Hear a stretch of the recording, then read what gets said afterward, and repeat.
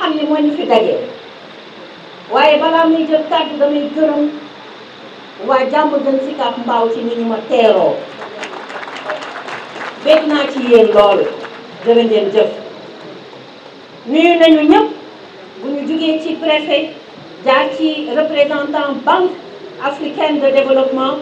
nuyu sunu mbokk yi fi nekk mënuma bañ a lim nag honorable député Ramatoulaye Ndom mi nga xamante ni moo ñu nekkal assemblée nationale ci li nga xam ne mooy département de Kër Massar mënuma fàtte suma sœur suma xarit honorable Mame Diarra Fam di am mbégte ci taxawaayam bu rafet ndax xam nañ ñu ñuy liggéey fii ci Pikine waaye di wax rek ni ñu ngi gërëm soxna Khady Diédhiou Adja Khady mi nga xam ne mi ngi doog a jógee Makka mais elle a tenu à être là moom ak Ramatoulaye Ndom bu ma jàllee ci ñooñu ñëpp nag ñëw ci ki nga xamante ni moo ñu dalal tey muy mon frère mon ami Cheikh Aliou Bey monsieur le maire que j'appelle affectueusement Baye Fall ndax maa ak moom ñoo doon Baye Fallu Pastef muy Baye Fall may Yaay Fall ñu laxasaayu ànd rek ak projet bi taxaw ci suñu watu président Ousmane Sonko jàppale ko ba yegg fii ma leen di xamal yéen waa Diamaguène Sicap Mbao jàmbaaru fàq tëdd ngeen yor monsieur le maire jaajëf c'est sur la bonne voie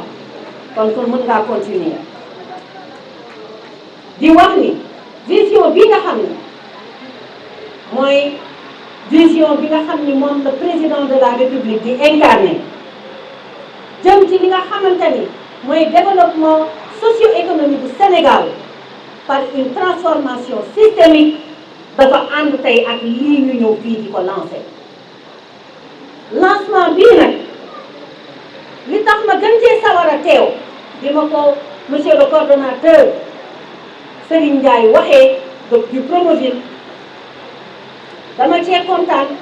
parce que man dama bëgg askanu Sénégal population yi yëg seen bopp ci suñu projet bi kon bu ñu amee foo xam ne rek taxaw nañ leen ci seen njariñ mu jëm ci lépp lu jëm ci équité parce que foog naa ni équité ministère de la famille et des solidarités lañ ko dénk lii c'est un projet d'équité sociale d'équité territoriale ndax li nga xam ne moom lay njariñ li di doon foog naa ni képp ku dëkk Diamaguène Sicap Mbao yàkkamti nga mu pare yàkkamti nga mu pare pour nga mën a bañ a amati jafe-jafe pour yegg fi nga bëgg jëm maanaam ci biir impact yi nga xam ne moom lañu recensé li lépp lu jëm ci mobilité maanaam ku bëgg a jóg taxaw fii ci angle bi oto dina la fi fekk xëy na li ngay dox du bari pour yegg sa kër yóbbu la fi nga bëgg mu yóbbu la ba pare delloo si waat la kon nag dañu war a wax alhamdulillah rabbil alamin di wax ni bu weesoo mobilité y a l'aspect sécurité ndax tali bu toll nii sur 2,3 kilomètres ñu éclairé ko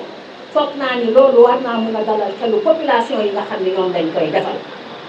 ah man de bëggoon naa ko Patte d'Oie te amaguma ko xam ngeen ni maa doon meeru Patte d'Oie ay at a ngi nii ma topp ci bëgg ku ma ko defal te doon maire doon ministre taxul ma ne leen par force da ngeen koy def Patte d'Oie damaa bëgg ñu def étude bi wane ni mën naa ne su ma nee nekk ñu door koo bàyyi waa Promoville pour ñu def ko kon nag yéen waa Diamaguène Sicap Mbao yéen a ma ëpp chance ndax bu weesoo li muy andi ah am na xale bu ko wax léegi fii nee na dañoo bëgg jeunes yi dugg ci biir liggéey ba commencé nañu déposer seeni dossier loolu yëpp nag dana ci bokk parce que loolu bokk na ci critères yi nga xam ne boole nañ ko ci faisabilité projet bi di wax ni dëgg la am na ku ko wax léegi ndax man ragaluma dëgg am nañu ci àndutoon ci niñ ko bëggoon a defee waaye dañoo waxtaanul woon rek ba déggoo ndax am na ñu ma recevoir ci ñoom ñoom li ñu bëgg tamit dañu jàpp ni moo gën ci gox bi kon bu ñu xoolee li gën ñëpp déggoo ñu defar ko na mu waree moo gën ah sinon man ma yóbbu ko Padois de waaye am naa yaakaar ndax waxtaan wi neex na waxtaan nañu déggoo nañu te dinañu yeggali encore waxtaan bi wax naa ko léegi monsieur Serigne Ndiaye ne ko nañu continuer waxtaan bi ndax ñun bu doon suñu sago bu ñuy yóbbu teraanga fenn waa gox bàyyi bokk ñoom ñëpp toog teeruñu ñu jóbbal leen teraanga ji te na mu waree te incha allah dañ fi war a dellu si waat pour inaugurer ko. di gërëm BAD la Banque africaine de développement par son représentant ñu ngi leen di gërëm di leen remercier di ànd ak ñoom nag ndax dañoo yàgg taxaw dañu yàgg gunge ak ñëpp ñi nga xamante ne ay bailleurs lañu di jàppale état du Sénégal ci projet yu mel nii. di wax rek ni turu tali bi rek wuy jëna boromam moo tax damay ñaan barke bi Maam Jaara bu so am soxna Jaaratullaahi Mbàkke yàlla na ko tali bii am. dama koy ñaan yàlla yàlla nañu ko yàlla defal yàlla na tur bi wuy borom waay yéen a am lu kenn amul ah ñun de Padois bëgg nañ ko amaguñu ko tali Maam Jaara macha allah. ci jaar-jaar bi ci nettali bi ci histoire bu soxna Jaara yéen ngeen am ko fii na ngeen ko téye bu baax ndax ku am lu baax daf koy téye am ngeen ñetti voies sur 10 mètres 50 ñetti voies lu jafe ndax du woon initialement li ñu naroon waaye yokk nañ ko ba mu nekk ñetti voies voie bu nekk 3 mètres 50 de largeur sur 2 kilomètres 300 am ngeen lu kenn amul am ngeen lu waa Padois amul.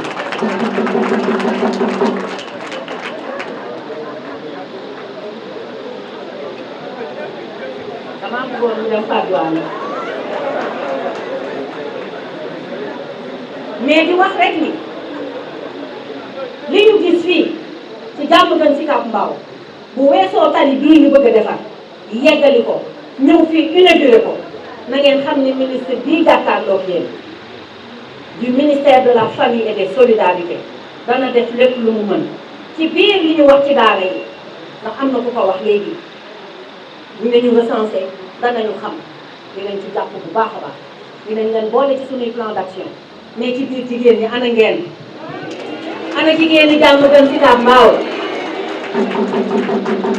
am ngeen avocat nag ndax soxna Xadi Jéegu Ajaa Xadi du sonn du tay toujours di ma wax kañ ngay ñëw Diamaguène Sicap Mbao ndax lan jigéen ñi soxla nañu la foofu pour que ñu ànd liggéey développé taxawaayu jigéen waaw comme yàlla dogal na nag autonomisation économique des femmes la ñu wax président de la république dénkuñu ko bu soobee yàlla dinañ ci ànd ak yéen liggéey muy ci financement muy ci formation muy ci formalisation lépp loo xamante ne nii rek taxaw seen wet la pour jàppale leen ngeen mën a seen bopp incha allahu rabbi ministère bi dina ko def. ñu am mbégte lool nag ci li ñu dégg ci suñu kilifa yii ñu toog li ñu leen seedeel muy ñooy ñi nga xam ne ñooy imam yi mais ñi nga xam ne aussi ñooy délégué de quartier yi yéen gàcce ngaa laama kenn amul seen fay vous êtes les stabilisateurs yéen bu ngeen fi nekkul woon dana gën a compliqué waaye yéen a ngi defar xaaru leen ku leen woo fépp fu ngeen war a taxaw yéen a ngi fay taxaw ñu ngi leen ciy jaajëfal maa ngi leen di jaajëfal au nom du président de la république du Sénégal. waaye sànq wax naa ko mënu ma cee bañ a dellu muy lu jëm ci bàjjonu gox yi damaa bokk ci ñoom jiite leen di yaayu askan wi jiite ñi nga xamante ne ñoom la ñuy wax ndey daara yi ñun ñëpp ñu ànd war a taxawu askanu Sénégal moo tax fu ma fekk bàjjonu gox yi foog mu jox leen seen jënd jox leen seen jiite ñu ngi leen di jaajëfal ci seen taxawaay bu rafet yéen tam ci liggéey bi nga xam ne yéen a ngi koy liggéey. Monsieur Serigne Ndiaye moom mooy coordonnateur Promoville national waaye li ma yéem ci Serigne à chaque fois que je l'appelle pour l'interpeller parce que je suis le meilleur baromètre ku jaaxle man lay woo ku amul lu ko neex man lay woo saa yu ma ko woowee laaj ko Serigne fan nga toll mu wax ma démb di fa xew kon projet bi daf ci taxaw bu baax a baax pour li nga xamante ne nii moom lañ ci war a am comme ndam ñu am nga ci maa ngi ñaan yàlla mu may la ko ci may ma ko ci may leen ko ci yéen tamit yaa ngi doxal bu baax ci sur la bonne voie je t'encourage et te félicite yàlla na tali bi nag mucc tali bi yàlla na mucc waaye nag man dama naan bu bëri coow day baax bu yombee torop du neex waaye xam naa ni te maa ngi koy ñaan yàlla képp ku dëkk fii ci Diamaguène Sicap Mbao di nga xool intérêt général li nga xam ni mooy jariñ ñëpp ndax xam naa ni ku nekk sa souci mooy naka la ñuy def pour développer Diamaguène Sicap Mbao muy maire bi muy ñeneen ñi fi ne muy yeneen parti d'opposition yi muy yeneen parti yi nga xamante ni Sénégal moo leen ñor moo leen tax a jóg ndax waxtaan naa ak ñëpp nag sama xel dafa dal moo tax ma am sañu ñaan yàlla na yàlla monté ñëpp juboo nekk benn autour de ce projet de construction de la voie Soxna Mame Diarra pour que enfin yoon wii may ñii duñu yegg ci autoroute nationale may ñee duñu yegg ci autoroute à péage ku bëgg a jóge Géejawaay dem ba ñàgg di nga xam fooy jaar waaye embouteillage dootu la téye te loolu mooy njëriñ bi nañu xool intérêt général Diamaguène Sicap Mbao benn pàcc la ci waaye lu jógee Géejawaay ba fii ñaata commune la jéggi bu jógee ba fii fan la jëm ñaata commune la jéggi nañu xool intérêt général bi mu nekk njëriñ bi ñëpp te xam naa ni waxtaan bi dinañ ko yeggali parce que def naa ko sama yëf man personnellement incha allah rabbi di am mbégte nag di vraiment wax ni lu jëm ci jigéen ñi parce que foog ma tëjee foofu maa ngi leen di soññ ngeen organiser wu ndax bu yàgg dinaa fi ñëwaat waaye bu boobaa ñun jigéen ñi rek tey moom bu boobaa mbiri jigéen ñi kese lay doon li Khady Dieye di wax léegi dégg naa ko waaye dafa fekk mu xam fi ma ci tollu ba pare kon nag dinañ fi dellu si waat ñu toog pelloo waxtaan def na fi jigéen incha allahu rabbi te du yàgg waaye nañ leen fekk nag ngeen organiser parce que bu ngeen organiser wu liggéey bi du yomb ci ñun loolu mooy wax bi organiser leen taxawee ko muy organisation de femmes muy groupement de femmes muy leket muy avec lu mu mën di doon dajaloon leen ba mu doon une base de données communale ñu ànd ceeg commune bi liggéey ak yéen ànd ceeg organisation de femmes yi liggéey ak yéen waaye nag mënuma ko woon bañ a def heureusement bi ci sama xel dellu see maa ngi jaajëfal ñi nga xamante ni ñooy les linguères de Pastef yi nekk fii ci Diamaguène Sicap Mbao ndax mënuma leen bañ a nuyu maa leen jiite ma am mbégte lool na ci yéen les communales qui sont là ñoom Maria Badji maa ngi leen di nuyu ak ñëpp ñu fi nekk département bi yëpp ñoom Khady Gueye maa ngi leen di nuyu parce que lii bu politique gouvernement moo ma fi yabal kon mënuma cee boole lu ci bopp waaye nag ki la nekkal fenn boo ko fa fekkee duñ ko piis dama leen doon piis di leen xamal ne leen gis naa leen Mariama Diallo Diallo maa ngi lay nuyu bu baax ak jigéen ñi fi nekk ñëpp représenté ma nekkal ma fi waaye na ngeen xam ni financement yi moom amuma ci parparloo ñëpp ko bokk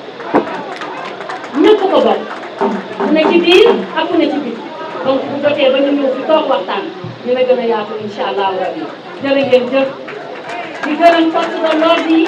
ci taxawaay bi ngeen taxaw merci beaucoup di commencé ci li nga xam ne mooy préfet ni leen jiite waaye les deux commissaires de police yi nga xamante ni ñoo leen jiite yilif leen seen taxawaay rafet na kontaan nañu ci yéen mais seen agent yi aussi kontaan nañu ci ñoom j'espère que fàttewuma kenn la fête a été belle sama xel dal na te man mii maay ñëwaat bu soobee yàlla bu ko yàlla dogalee man maay ñëwaat incha allah pour inauguration bi jërë ngeen jëf merci beaucoup. Monsieur le sous-préfet de l'arrondissement de Diamaguène Sicap Mbao,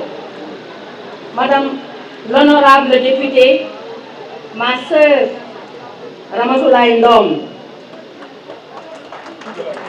honorable Mame Diarra Fam, ma chère sœur, Monsieur le maire de Diamaguène Sicap Mbao, notre hôte, mon cher frère, cher Aliou Bey, Monsieur le directeur général de la Banque africaine de développement, Monsieur le coordonnateur national du Promoville, Monsieur Serigne Ndiaye, Monsieur le coordonnateur national du PUDC, Monsieur Gardou Kounta, Mesdames, Messieurs les directeurs nationaux, les directeurs techniques et chefs de service, chefs de projet, chers délégués de quartier, je rajouterai avec beaucoup de plaisir les Badjanoubo, chers représentants des familles religieuses, Mesdames les présidentes de réseaux d'associations de femmes, ma très chère Linguère, Madame Khadi Djedjou Ngom, chers représentants des jeunes, chers amis de la presse, chère population de Diamaguène Sicap Mbao, distingués invités, en vos rangs, titres et qualités.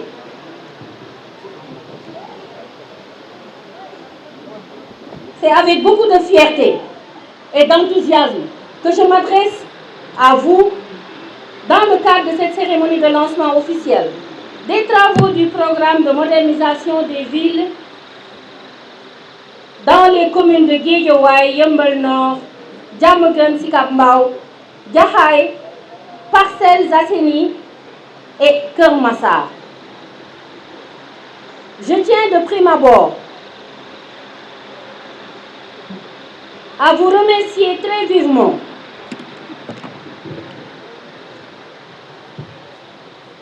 pour l'accueil qui m'a été réservé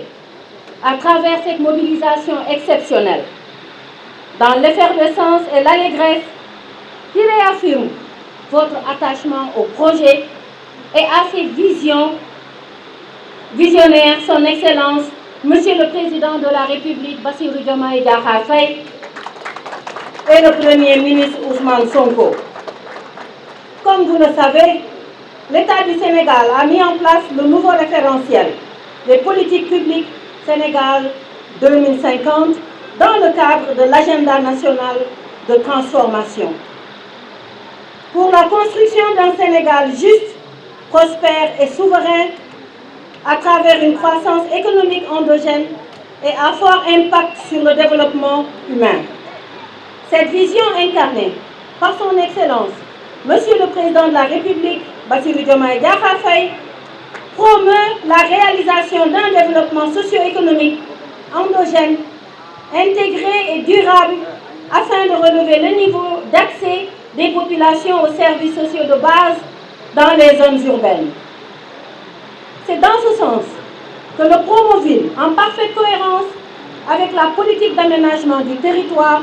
contribue à améliorer la gouvernance locale et à restaurer le tissu urbain de nos collectivités à travers une démarche inclusive et participative qui prend en compte l'amélioration de la mobilité, la résilience au changement climatique, la sécurité, l'employabilité des jeunes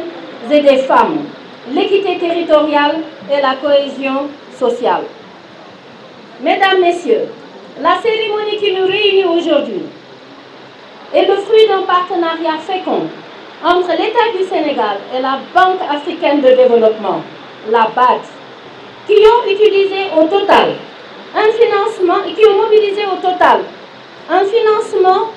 de 89 milliards de francs CFA pour la réalisation de cet important programme sous l'égide du Promoville dans 13 communes du Sénégal, dont la première phase a porté notamment sur la construction de 87,5 km de voiries assainies et éclairées, entièrement ouvertes à la circulation. C'est l'occasion pour moi d'exprimer au nom du gouvernement du Sénégal nos remerciements à l'endroit de la Banque africaine de développement, ainsi qu'à tous les partenaires techniques et financiers pour le soutien précieux à la mise en œuvre de projets structurants. Mesdames, Messieurs, en prenant personnellement part à cette importante cérémonie de lancement des travaux de l'axe Talimam Diarra, j'ai voulu vous exprimer toute l'attention que le gouvernement du Sénégal, à travers le ministère de la Famille et des Solidarités, accorde à la réalisation de ces travaux de voirie qui constitue une forte demande des populations. La reconstruction de Tali Mame Diarra, devenue impraticable depuis plusieurs années, en une route de 3 voies sur un linéaire de 2,3 km, ainsi que la réalisation d'un système de drainage des eaux pluviales, permettra d'améliorer de manière significative la mobilité dans les quartiers desservis et de réduire les risques d'inondation auxquels les populations sont confrontées. En outre, elle contribue fortement au développement de plusieurs activités économiques subsidiaires de nature à améliorer les conditions de vie des populations de manière substantielle. À l'instar de Diamaguène Sicap Mbao, des aménagements analogues seront également réalisés dans les communes bénéficiaires de Cambérène, Golf Sud, Sam Notaire, Ndiarème Limamoulaye, Yeumbeul Nord, Jaxaay, Parcelles et Keur Massar Sud, pour un linéaire total de 17,2 km et un montant global de 13 milliards 950 millions de francs CFA. Mesdames, Messieurs, les travaux que nous lançons aujourd'hui témoignent de notre volonté ferme et constante à bâtir un Sénégal résilient, équitable et solidaire, en améliorant les conditions de vie des populations et en contribuant au développement d'activités économiques subsidiaires. Aussi, cela soulève-t-il beaucoup d'espoir et de satisfaction pour nous, en tant que ministre, en ce sens qu'il transforme le rêve de nos concitoyens habitant cette cité en réalité. Je saisis l'occasion pour féliciter chaleureusement le coordonnateur national du Promoville, M. Serigne Ndiaye, et ses équipes pour leur professionnalisme et leur engagement. Pour dire, Serigne, tu es sur la bonne voie. J'adresse aussi mes encouragements à l'entreprise Eiffage et au cabinet de contrôle, à part Sahel AG, et les exhorte à veiller au respect de la qualité, du coût et des délais d'exécution des travaux et surtout à privilégier l'emploi local. Je vous remercie tous pour l'organisation de cette belle cérémonie et vous donne rendez-vous dans les prochains mois pour l'inauguration de ce tronçon routier avec les bénédictions, Inch'Allah, de la bien vénérée Sokhna Diarratou Laye Mame Diarra Bousso, dont il porte le nom. À très bientôt, Inch'Allah, et grand merci pour votre présence à nos côtés. Je vous remercie.